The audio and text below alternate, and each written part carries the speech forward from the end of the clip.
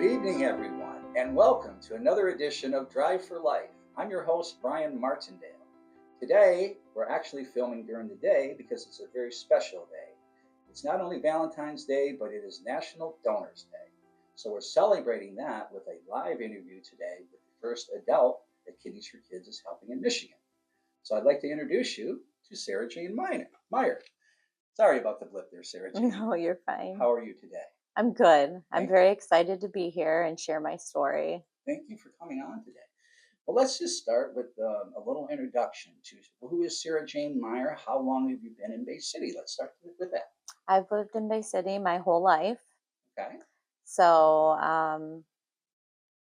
it's my home. I love it here. Okay. And growing up, what was your growing up like in Bay City? Let's go with that.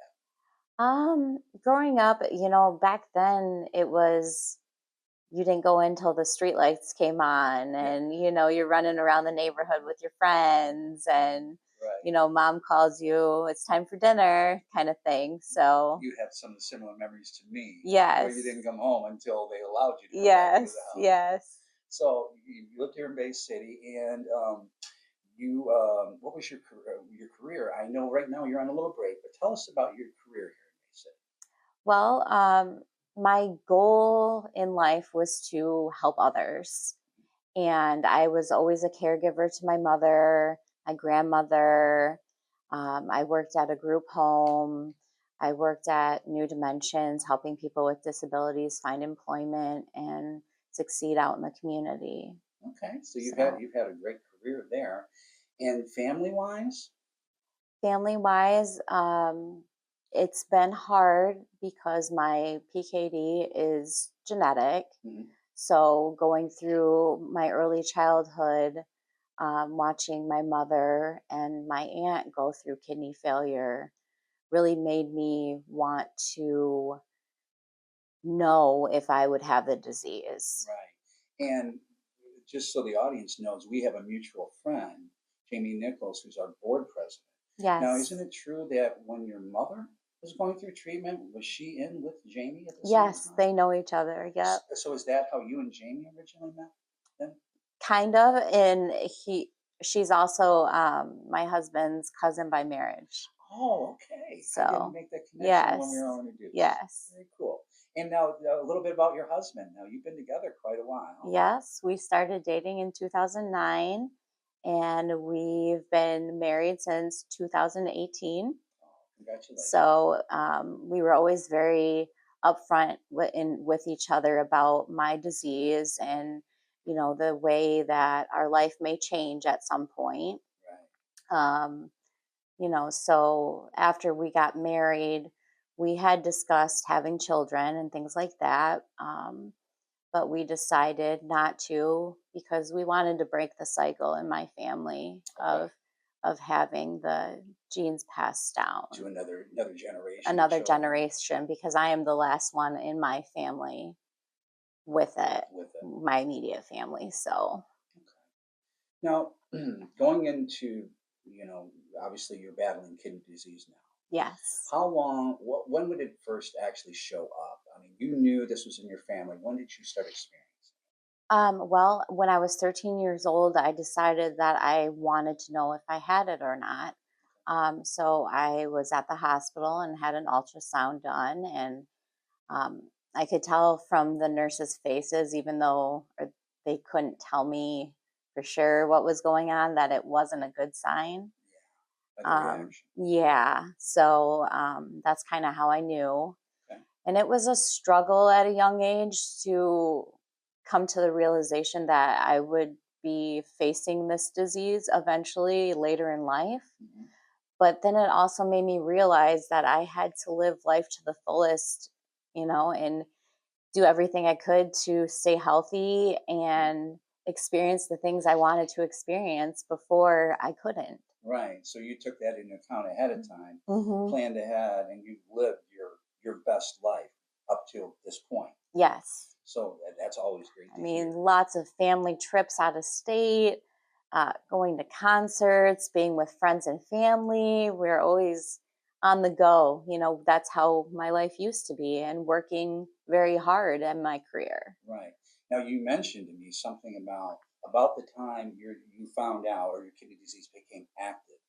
One of the last things you did was a special concert. Tell us about that. Yeah, so my nephrologist, Dr. Al-Harani, he knew that it was about time for me to start dialysis. Okay. And I was going to the office every week because I wanted so badly to go to the Taylor Swift Eras tour. And when was this? What year was this? It was a couple years ago, Okay. um, and it was early July. Okay. And so basically, they told me, we're seeing you in the office every single week, and we'll try to make it work. And once you get home the next week, you're going into surgery and getting your peritoneal port put in To start to dialysis. start that type of So dialysis. this was your big celebration of your life to that point before the start of really battling kidney disease. Yes. Okay. Yes. So you've been on dialysis now for how long? So I started July, well, I was 36. I'm 38 now.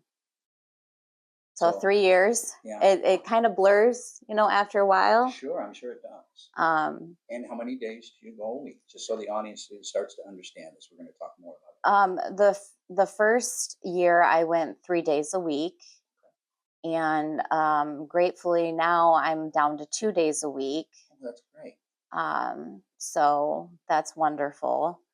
But the process of dialysis is very challenging, Right. because my blood is being cycled through a machine Right. and given back to me. And even though I'm just laying in a chair, um, it's like running a marathon. Right. Yeah, because most people, and that's what I want to talk about, because people like you going through dialysis, people think that you just go to these 2 or 3 appointments a week Hmm. and you come out a couple hours later and everything's fine. Yes, and it's really not. Yeah. It's not a fun day that day, and sometimes it takes a couple days to recover, Yeah. depending on how my blood pressure is that day, if it drops too low, um, you know, All these different all factors that these can go different into it. factors. Well, Yes. we'll talk a little bit more about that in just a moment. We're going to take a commercial break and we'll be right back, folks, with more Drive for Life. You'll do better at Garber. Garber's exclusive low price guarantee. No one else has it. It's Garber's promise to you to enjoy better prices and better payments. Not on just a few random vehicles, but every new car, truck, and SUV at every Garber dealership. And Garber's variety and selection is unmatched in the Great Lakes Bay region. Enjoy a better buying experience with Garber's exclusive low price guarantee. You'll do better at Garber. Garber, we make it better for you. And we're back with more Drive for Life, folks. Like I told you at the beginning of the broadcast, today is a very special day we're recording on. It is National Donors Day. And today we're celebrating that with an interview with Sarah Jane Meyer from Bay City, Michigan. Sarah Jane, we were just talking a little bit about how dialysis affects different people. Mm-hmm. Now, okay, for you, what is your typical experience like as far as, you do the dialysis and recovery type thing? Well, it's very anxiety inducing for me. So it's hard for me to sleep the night before dialysis, Thinking about what's going to happen. thinking about what's going to happen. I Sure. just had to have my catheter replaced. Okay. It lasted for about a year and a half, which they said was really good for this type of catheter. Okay. But you never know if it's going to work or not, and that's my lifeline. Right. So Because you depend on that. And people can see that you're pointing to this, and this bandage is where right. your catheter goes in. Yes. So you're connected there for how long? I go on for 3 hours. Okay. And then after that, is your day afterwards or the next day tired, fatigued? Exhausting. I actually have Dial-A-Ride take me home because I don't feel comfortable driving myself. Okay. I'm very out of it, very lethargic. Um, I go home, I try to eat something if possible, and then I'm out for hours sleeping. Okay. So, I mean, and that's a good day as far as your normal after dialysis day. Yeah, And yeah. then your days in between, do you do well in those days, or how are they? It depends. You know, if I had a hard day at dialysis the day before, Yeah. then the next day might not be that great either. But I try to make the most of every day as much as possible and do what I can on my off days. Yeah. Now, So, give people an idea too. Okay, do you go through a fluid restriction with dialysis as far as your fluid intake? currently, right now, I do not because I still have some residual function of my kidneys. Okay. So I do urinate still, Okay. which is a very good sign, but I still Absolutely. rely on the machine to take all the toxins out of my system. Yeah, I always like to ask that question because I get so many different responses as Mm, far as feeling afterwards. Maybe it's the next day, and yeah, I like people to know what actually goes into this because so they appreciate what somebody waiting for a kidney like you are goes through on a daily basis. mm, So, how does all this affect? Okay, you're married, and yeah. you know your family life. I mean, how does this affect that? Put it that way.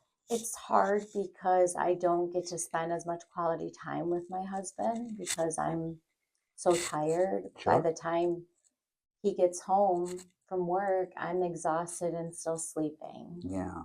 So I mean, it's not just you; it's the people around you Yes, that are I affected. don't get to spend that much time with my family.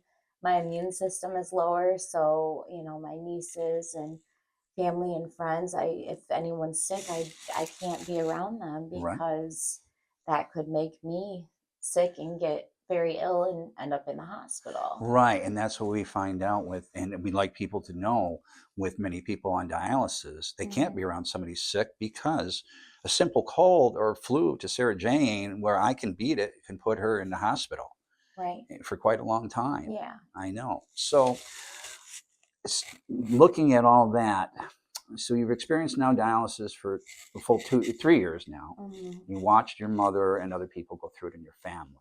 Hmm. Going forward, obviously, we're here today to talk about finding a living kidney donor for you, Yes. and how would this obviously it was obviously going to change your life. But what is Yeah. your feeling as far as looking forward to that donor when they do come forward?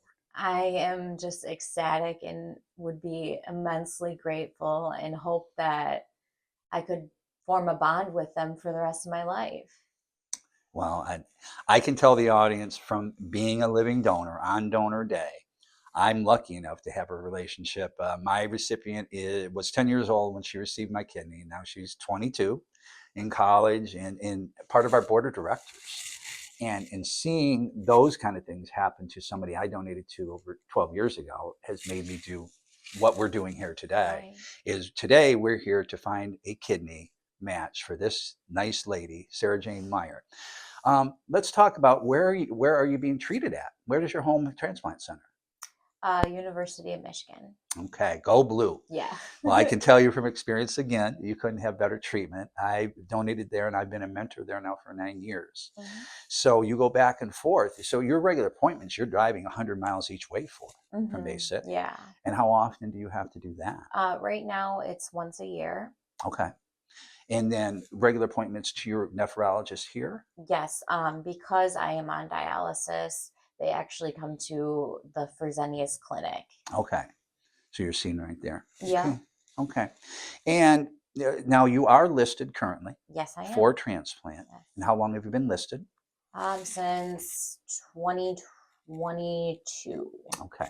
So I'm Hmm. going 3 years there. You've been listed about almost as long as you're on dialysis, I take it. Yes. What is your blood type? O positive. O positive. So you're a universal donor, but you need to receive from an O Right. positive or negative donor back to you. Yes. So I wanted to break into this because people, they'll see a story like yours and they'll think, well, okay, Sarah Jane's blood type isn't mine. I Hmm. can't help. But that isn't true. Right. And that's what we're going to talk a little bit about now is what's called paired kidney donation. Hmm. So somebody seeing your story today, first of all, if they are an O positive like you are, they could donate directly to you. Right. Okay, so direct donation would involve testing at the University of Michigan or wherever you're watching today. And this is the important thing. If you're not in our state, you can help Sarah Jane from wherever you're at in the miracle with the miracle of paired donation. So if you see Sarah Jane today and you're in California and you'd like to help and you'd like to become her donor, so you would contact through us the National Kidney Registry at nkr.org, or you'd go to kidneysforkids.org and use our link. And so there you would register for Sarah and you would say that you wanted to help her. You would go through your testing at a local hospital. And then upon being approved, you would basically, when you donated, you would create a voucher. And that voucher would be designated to Sarah Jane. And then she would get the best matched kidney from a person that matched her perfectly. Mm-hmm. So you watching today, please know, ladies and gentlemen, if you're an O positive, yes, you could be a direct donor. But if you're not, as long as you're in generally good health, you can donate from anywhere in the United States. And we'll talk a little bit more about that after our last commercial break. Imagine a world where no child is waiting for a living kidney donor to save their life. Kidneys for Kids strives every day to make that a reality for every child in the United States. Imagine an organization that cares enough to drive thousands of miles in 2024 to continue our quest to help 100 or more children find their living kidney donor hero. Imagine an organization that will not stop advocating for children until every child has an equal chance to receive a kidney transplant, no matter their circumstance. That organization is Kidneys for Kids. Find us now at kidneysforkids.org. And we're back. Thank you again for joining us, ladies and gentlemen, for today's episode of Drive for Life. I like to refer to my summer trip, which is called Driving for Life. Today, we're celebrating again National Donors Day, and we're doing that with a very special interview today with Sarah Jane Meyer from Bay City, Michigan. And Sarah Jane, we just talked a little bit about finding a donor for you and what they would do, and a little bit about paired donation and as well as direct donation. Yeah. So somebody that wanted to to donate for you seeing this today, if they were in Michigan, first of all, what would they do? As far as contact the University of Michigan? Yes. Okay. Yes. So we'll give a number at the end of this broadcast, ladies and gentlemen. So you'll have a contact information for the University of Michigan Transplant Center, and you would contact them on behalf of Sarah Jane Meyer. We'll have her birth date and any other pertinent information at the end of the show. And you contact them to register to directly test for Sarah Jane if you're here in Michigan. And if you're watching elsewhere, again, you're going to register through kidneysforkids.org or the nkr.org website, and you're going to go on there and register that you want to help donate to Sarah Jane Meyer. So we're going to go through just a little bit more about what is, receiving a kidney. We talked a little bit about that, what it would do for you. But what is your goals after you are transplanted, going forward in life? Well, I would love to continue helping the community and people with disabilities and, caring for others in my professional life and also personal life. The thing that I miss the most is quality time with my family. Yeah. We, go on family trips out of state, and actually part of my family is going on a trip, but I am not able to go because my insurance isn't out of Michigan. It doesn't cover dialysis treatments. So that's another thing I was going to cover here. Yeah. So somebody like you going through dialysis, you lose this family time because your dialysis center is here. Right. You're not on a home dialysis you can take with you. So you're anchored. Yes. So anything you do has to be planned around a 2 to 3 day window as far as leaving and making sure you're back for treatment. Yes. Because you can't miss a treatment. No, I can't. Especially with just 2 days a week. It's very, very important that I don't miss any days, which I've never missed a day. So. Right, and that's definitely you're keeping you're keeping up everything with your transplant center too, because the more you adhere to your regime, the higher you're going to be on the list, and the faster you're going to receive a kidney. Right. And is what our hope is.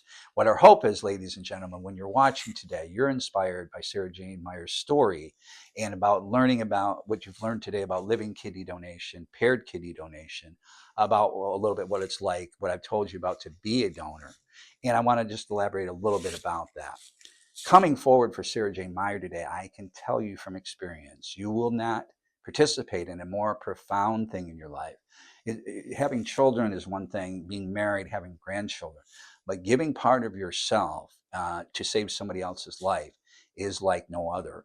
And I'll give a little story about my recipient. So this year I found out she's 22, and she came home for my birthday, Christmas Eve, and she proceeded to tell me, "Your kidney this year has traveled to Tuscany and to Rome, and next year it's going to the Caribbean."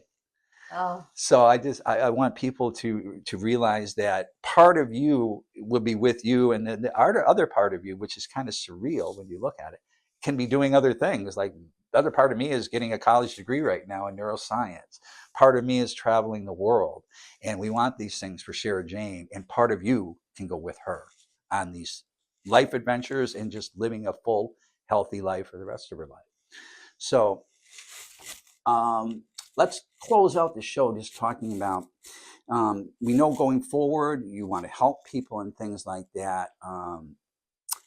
Anything special with family, your husband, any certain things on like a bucket list when I'm healthy I want to do right away, maybe get back to? go on a cruise. My beautiful nieces, my sister-in-law and I, this was one of our last trips. We went to Florida and we got to go to Disney together. So Oh, that was another thing. I tried to fill in as much as I could before I knew I was going to be on dialysis. right. So I So want to get back to that, having that family time and, going on cruises, touring the world if I could, right.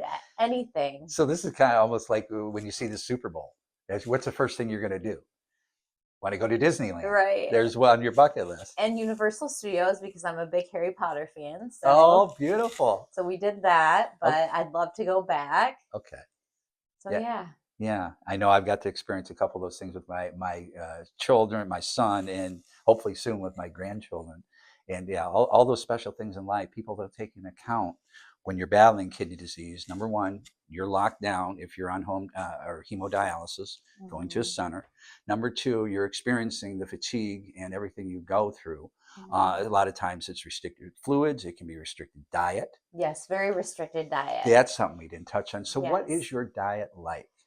Your normal? I have to watch my potassium levels. I Okay. have to watch my phosphorus levels. I have to maintain a proper protein levels.